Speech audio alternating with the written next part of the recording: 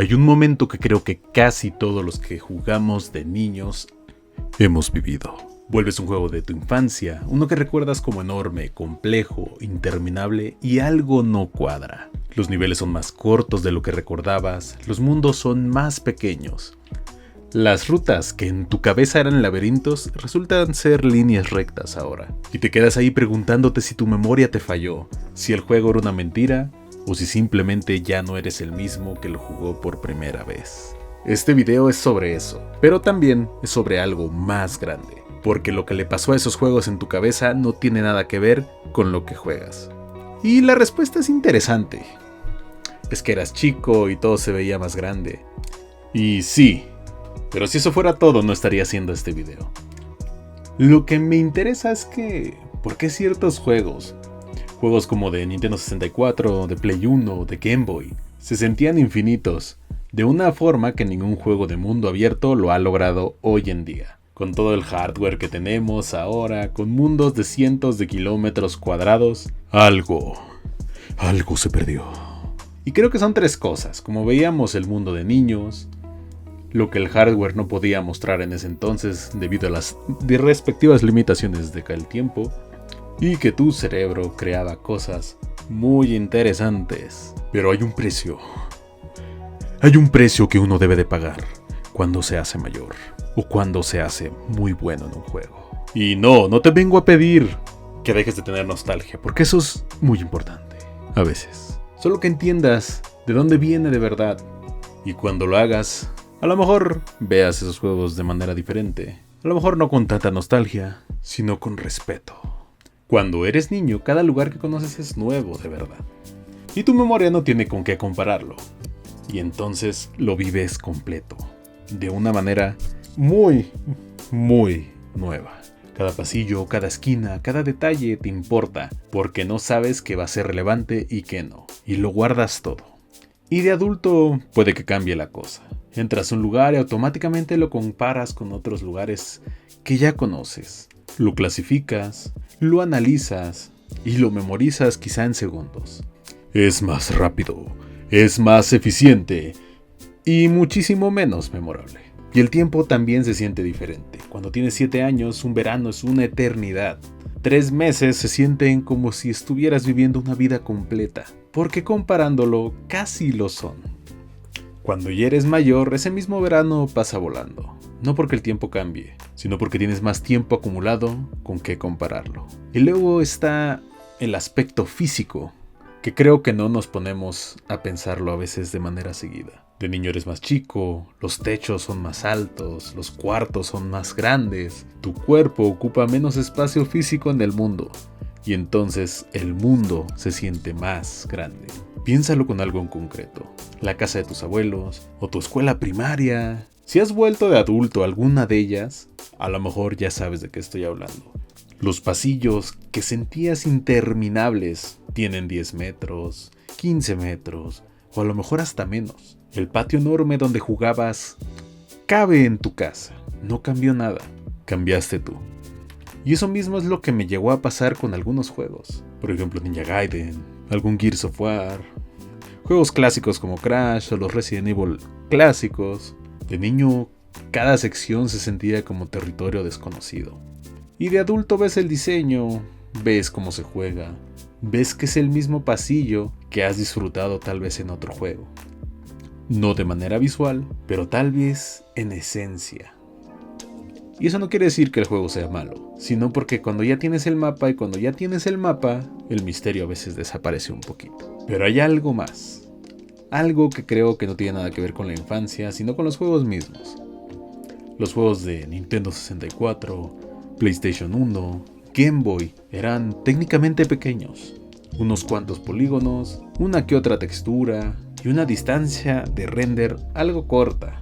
Y es que no era a veces diseño artístico, era una manera de cubrir las limitaciones de hardware que había en ese momento, lo cual resultaba en algo muy original, el cómo lo podían abarcar las diferentes empresas que creaban videojuegos.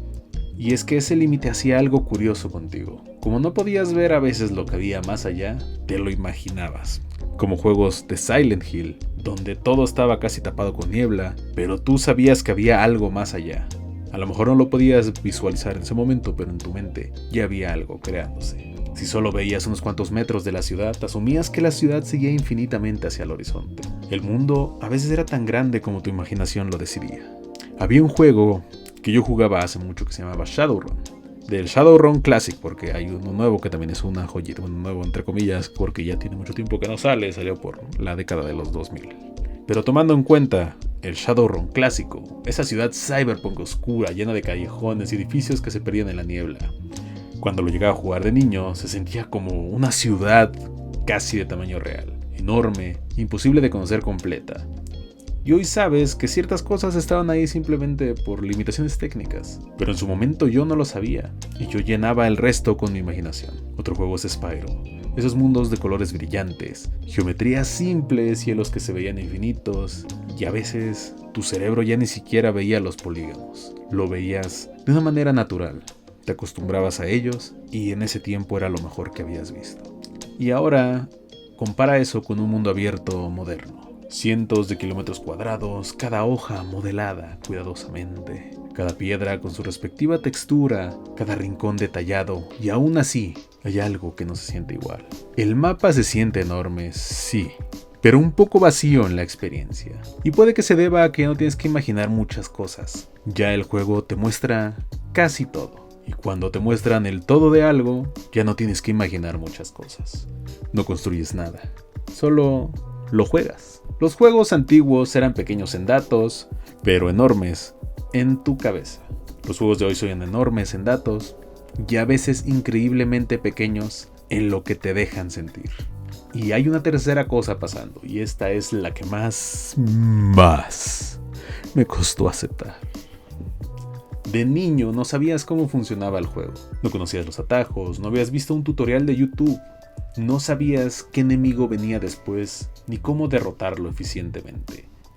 Cada cuarto era un problema sin resolver, y cada nivel era un territorio desconocido. Y esa incertidumbre, ese no saber, es exactamente lo que hacía que todo se sintiera enorme. Cuando no sabes lo que hay detrás de una puerta, tú asumes que puede ser cualquier cosa. Una sala pequeña o un mundo entero. Las posibilidades estaban en tu cabeza. En el momento en el que abres la puerta y ves lo que hay, a lo mejor esa posibilidad colapsa. Y ya sabes, y lo memorizas. Tal vez era más grande de lo que imaginabas o más pequeño, pero en tu mente ya lo tienes recordado. Hay gente que hace speedruns de juegos como Mega Man, terminan el juego tan rápido, con una precisión impresionante. Memorizan cada movimiento, a veces hasta cada frame de ciertas acciones, los patrones de los enemigos. Y cuando los veo yo pienso, ¿estarán viviendo el mismo Mega Man que yo viví cuando era más niño? Pero no, yo creo que viven algo completamente distinto. Ni mejor, ni peor. Simplemente distinto. Y esto no es solo con los videojuegos. A lo mejor la ciudad de tu infancia, aquella que veías infinita y enorme, con calles interminables que descubrías cada día. Hoy la conoces como una ruta para llegar más rápido a algún lado. Sabes exactamente cuánto tardas de un punto al otro. Sabes dónde puede haber tráfico, qué tiendas ya no están, qué cosa está igual y qué cosa ha cambiado.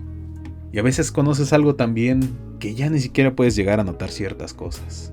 El precio de dominar algo es que deja de sorprenderte a veces. Y cuando algo deja de sorprenderte, se hace más chico a veces. Pero entonces, ¿qué hacemos con todo esto? Lo primero que quiero hablar es que tal vez el mundo en el que viviste en esos juegos no era mentira. No era solo la ingenuidad de un niño que no entendía lo que estaba viendo. Era real. Tan real como cualquier otra experiencia que hayas tenido. Tu cerebro lo procesó, lo guardó y lo convirtió en algo que todavía cargas contigo mucho tiempo después. Y eso no es poco. Pero hay algo que si puedes recuperar, no el juego, ese ya lo conoces, sino el estado de no saber. Cuando juegas algo verdaderamente nuevo para ti, a lo mejor un género que nunca tocaste, un juego a lo mejor de un país que ni siquiera sabías que existía, algo que encontraste en algún lugar sin que nadie te recomendara y al que llegas sin expectativas, tú entras en un modo de exploración. Vuelves a guardar todo, vuelves a hacer el mapa desde cero, la maravilla simplemente no desapareció. Solo necesitas territorio desconocido para volver a aparecer. Y hay algo más. Los juegos que he estado jugando ahorita, los que quizás se sienten normales, entretenidos o parte de la rutina, son los que en algunos años probablemente se recuerden como perfectos. Ha pasado mucho el caso de que algún juego es odiado cuando sale y muchos años después ya tiene un culto de seguidores y apreciación. Los catalogan como perfectos, como irrepetibles, como algo muy adelantado a su época.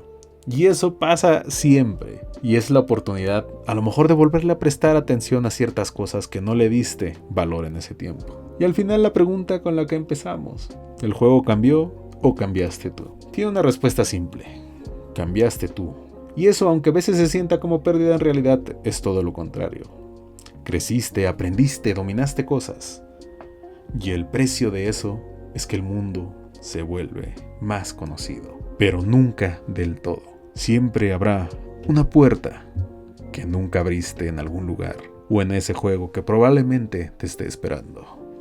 Si te gustó este video, dale like, suscríbete y compártelo, que eso nos ayuda. Ahí también comenta, por favor. Es bueno platicar con ustedes. Nos estamos viendo en el siguiente video. Se despide Happy. Nos vemos en el próximo.